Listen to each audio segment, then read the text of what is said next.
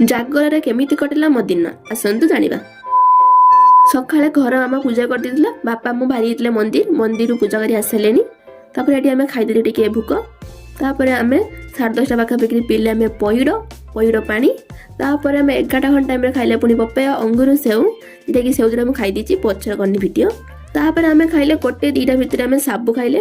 ତାପରେ ଆମେ ସଞ୍ଜରେ ଠାକୁର ଘର ସଞ୍ଜ ଦେଇକି ବାହାରିଗଲେ ଆମେ ମନ୍ଦିରକୁ ଦୀପ ଜଳିବା ପାଇଁ। ଏଠି ମୁଁ ଦୀପ ଜଳିବା ଭିତରେ ଆପଣଙ୍କର ଲାଇକ୍ ସବସ୍କ୍ରାଇବ କରିଦିଅନ୍ତୁ ପ୍ଲିଜ। ଏଠି ଦେଖନ୍ତୁ କିଛି ଲୋକ ବସିକି ଦୀପ ଜଳୁଛନ୍ତି, ଆଉ କିଛି ଲୋକ ମନ୍ଦିର ବୁଲୁଛନ୍ତି, ଆଉ କିଛି ମୋ ଭଳିଆ ଭିଡ଼ିଓ ବନାଉଛନ୍ତି। ତାପରେ ବାପା ମୁଁ ବାହାରିଗଲେ ମନ୍ଦିର, ମାନେ ମୋ ଛକ ପାଖରେ 2ଟା ମନ୍ଦିର ଅଛି, ମାନେ ଆମ ମନ୍ଦିର ଲାଗି 3ଟା, ତ ଆମେ ସେଇଠି ବାହାରିଗଲେ ଠାକୁରଙ୍କୁ ଦର୍ଶନ କରିବା ପାଇଁ। ପୁରା ସେମ୍ ଆମ ମନ୍ଦିର ଯେମିତି ବସି ଦୀପ ଜାଳୁଥିଲେ ଏଠି ବି ସେମିତି ବସି ଦୀପ ଜାଳୁଛନ୍ତି। ଆଉ ଏଠି ବହୁତ ସୁନ୍ଦର ସଜା ହେଇଛି।